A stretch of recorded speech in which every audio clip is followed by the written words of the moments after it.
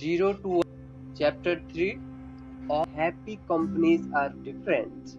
The vision of our constraint question is, what valuable company is nobody building?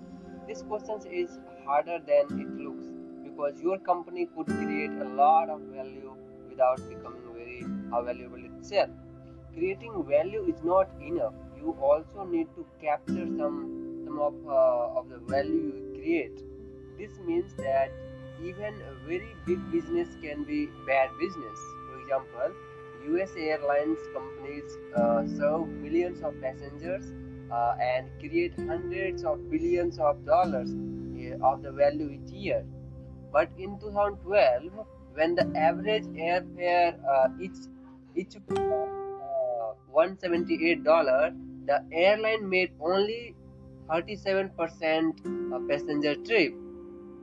Compare them to Google, which creates less value but captures far more. Google brought in $50 billion in 2012 versus $160 billion for the airlines, but it keep 21% of those revenue as profits more than 100 times the airline industry's profit margins that year. Google makes so much money that it's now worth three times more than every US airlines combined. The airlines compete with each other, but Google stand alone. Economists use two simplified models to explain the difference: perfect competition and monopoly. Perfect competition is considered both the ideal and the defeat state in the Economics 101.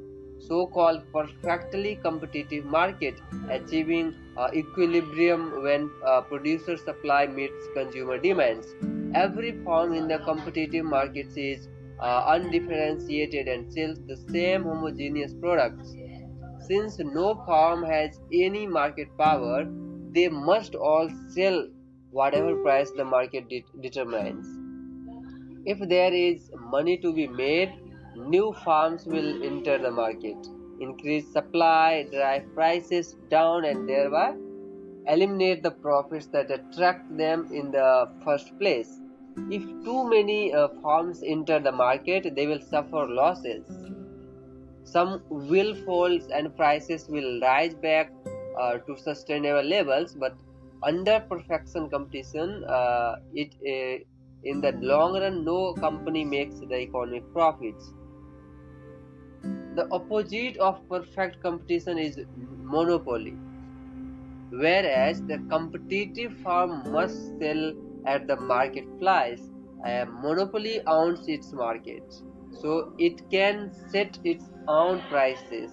Since it has no competition, it produces at the quantity and price combination that maximizes its profits. To an economist, every monopoly looks the same, whether it divisively eliminated rivals or secure a license from the state or innovates its way to the top. In this book, we are not interested in illegal boilers or government favorites. By monopoly, we means that kind of company that's so good at what it does that no other firms can offer a close substitute. Google is a good example of the company that went from 0 to 1, and it has not competed in search since the early 2000s, when it definitely distanced itself from the Microsoft and Yahoo. Americans mythologies competition and credit it with saving us from socialist breadlines. Actually, capitalism and competition are opposites. Capitalism is promised on the accumulation of capital, but under perfection competition, all the profits get competed away. And the lesson from the entrepreneurs is clear. If you want to create and capture lasting value, don't build an undifferentiated commodity business. lies people tell. How much of the world is actually monopolistic? How much is the truly competitive? And it's hard to say because our common conversation about these matters is so confused. To the outside observer, all the business can seem reasonably alike, so it's easy to perceive only small differences between them. But the reality is much more binary than that. There is an enormous difference between perfect competition and monopoly. The most businesses are much closer to one extreme than we commonly realize. The confusion comes from the universal bias for describing market condition in the self-serving ways. Both monopolists and competitors are intentionalized to blend the truth. Monopoly lies. Monopolists lies to protect themselves. They know that bragging about their great monopoly invites being audited, a scrutiny fact. Since they very much want their monopoly profits to continue unmolested, they tend to do whatever they can to conceal their monopoly, usually by exaggerating the power of their non-existent competition. Think about how Google talk about its business. It certainly does not claim to be a monopoly, but it is one. Well, it depends. A monopoly is what? Let's say that Google is primarily a search engine. As of May 2014, it owns about 68% of the search market, and its closest to competitors, Microsoft and Yahoo, have about 19 and 10% respectively. If that does not seem dominant enough, consider the fact that the word Google is now an official entry in the Oxford Dictionary as a verb.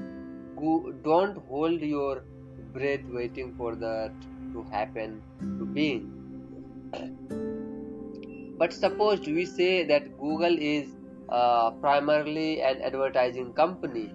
That changes things.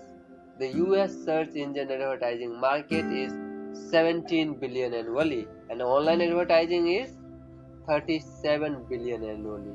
The entire US advertising market is 150 billion, and the global advertising is one $495 billion market share. And so, even if the Google completely monopolized US search engine advertising, it would own just 3.4% of the global advertising market. And from this angle, Google looks like a small player in the competitive world. What if we frame Google as a multi-faced technology company instead? This seems reasonable enough. In addition to its search engine, Google makes dozens of other software platforms, not to mention robotics cars, Android phones, or wearable computers, but 95% of the Google's revenue comes from the search advertising. Its other products generated just 2.35 billion in 2012, and its consumer tech products are more fractional of that. And since consumer tech is a $964 billion market globally, Google owns less than 0.24% of it, a far cry from the relevance, let alone monopoly. Framing itself as just another tech company allows Google to escape all sorts of unwanted attention. Competitive lies. Non-monopolists tell the opposites lie. We are in the league of our own. Entrepreneurs are always biased to underestimate the